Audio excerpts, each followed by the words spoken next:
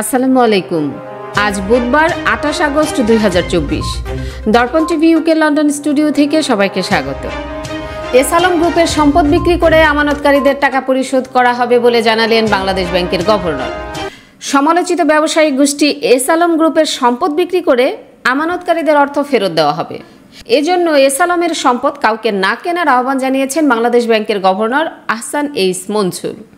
রাজধানীর মতিঝিলে বাংলাদেশ ব্যাংকে আজ বুধবার এক সংবাদ সম্মেলনে এসব কথা বলেন গভর্নর আহসান।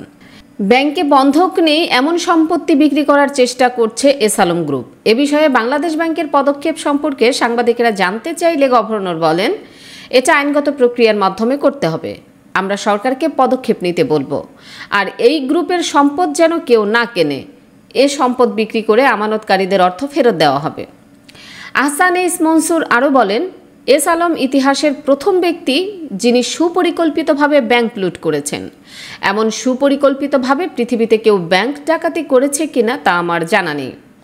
ব্যাংক খাত সংস্কার নিয়ে গভর্নর বলেন, ব্যাংকিং মিশন গঠন করে সেটা করা হবে। বাংলাদেশ ব্যাংক সেখানে যুক্ত থাকবে। বিদেশি বিশেষজ্ঞ নেওয়া হবে। শ্রীলঙ্কা কিভাবে সংস্কার করেছে সেটাও দেখা হবে। ইসলামী ব্যাংকের বিষয়ে গভর্নর বলেন, এক সপ্তাহের মধ্যে ইসলামী ব্যাংকের নতুন বোর্ডকে কর্মপরিকল্পনা দিতে বলেছি। এখানে কাজ করতে হবে, বসে থাকার সুযোগ নেই। বাংলাদেশ ব্যাংক সব ধরনের সহায়তা করবে। তারা সহায়ক ভূমিকা পালন না করলে বোর্ড আবার পরিবর্তন করা হবে। সবাইকে নজরদারি করা হচ্ছে, অনিয়ম করলে কাউকে ছাড় দেওয়া হবে না। এস আলম ছাড়া ব্যাংক খাতে আরও মাফিয়া রয়েছে, তাদের বিরুদ্ধে কী পদক্ষেপ নেওয়া হচ্ছে তা জানতে চাইলে গভর্নর বলেন, অন্যদের বিষয়েও খোঁজ নেওয়া হবে, ব্যবস্থা নেওয়া হবে, কাউকে ছাড় দেওয়া হবে না। মূল্যস্ফীতি নিয়ন্ত্রণ নিয়ে আহসান এইচ মনসুর বলেন, মূল্যস্ফীতি নিয়ন্ত্রণে পদক্ষেপ নেওয়া হয়েছে। ডলারের দর একটা স্থিতিশীল পর্যায়ে রয়েছে। এমন পর্যায়ে থাকলে আগামী 6 থেকে 7 মাসের মধ্যে মূল্যস্ফীতি কমে আসবে। যদিও বন্যা একটু দুশ্চিন্তা তৈরি করেছে, তাও আশাবাদী 2-1 মাস বেশি লাগতে পারে। তিনি আরও বলেন, রিজার্ভ থেকে এখন ডলার বিক্রি করা হচ্ছে না, তাই রিজার্ভ কমার সম্ভাবনা নেই। ভবিষ্যতে রিজার্ভ আরও বাড়বে। সরকারের চাহিদা আন্তঃব্যাংক মার্কেট থেকে মেটানো হচ্ছে।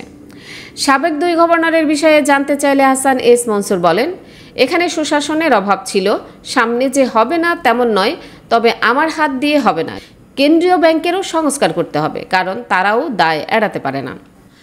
জমি নিয়ে হয়রানি আর নয়। পূর্বাচল প্রবাসী পল্লী লেআউট প্ল্যানের মধ্যে দিচ্ছে আপনার পছন্দের জমি। মূল্য পরিশোধের সাথে সাথে রেজিস্ট্রেশনের সুবিধা। প্রবাসী পল্লী গ্রুপ, প্রবাসী ও স্বদেশীদের জন্য।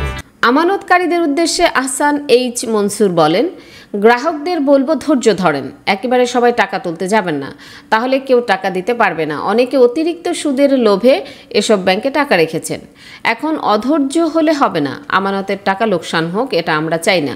আমরা টাকা ছাপিয়ে কোনো আমানতের টাকা দেব না, কারণ সেটা জাতির জন্য ভালো হবে না।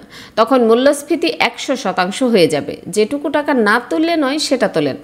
5 থেকে 6 মাস পর অবস্থার পরিবর্তন হবে ইনশাল্লাহ। গভর্নর আরও বলেন, বাংলাদেশে এখন পর্যন্ত কোনো আমানতকারী টাকা হারায়নি।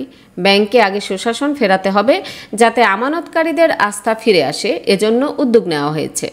রান্না বান্না সব ঠিক আছে? একটু টেনশন তো হচ্ছে, বাবা মা আমাদের খাবার পছন্দ করবেন কিনা। আরে এই খাবারে তো দেশি খাবারের কোনো স্বাদগন্ধই নেই। শোনো, আমাদের দেশে যাবার টিকিটটা কনফার্ম করো। তোমাদের এই বিদেশ আমাদের জন্য নয়।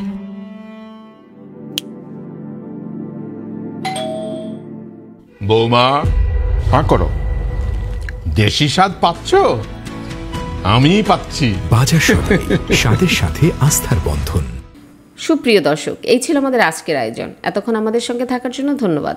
আশা করছি দর্পণ টিভি ইউকে ফেসবুক পেজটি লাইক, কমেন্ট ও ফলো করে আমাদের সাথেই থাকবেন।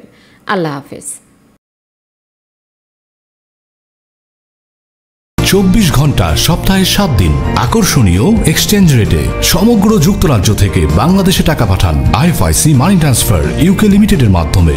যখনই পাঠাবেন তখনই জমা হবে আইএফআইসি কিংবা দেশের যে কোনো ব্যাংক অ্যাকাউন্ট এবং বিকাশ ও নগদ ওয়ালেটে।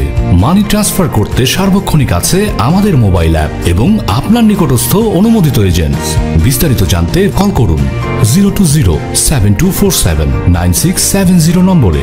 আমাদের ঠিকানা 18 Brick Lane, London E1 6RF, UK। IFIC money transfer UK limited, IFIC ব্যাংকের নিজস্ব প্রতিষ্ঠান।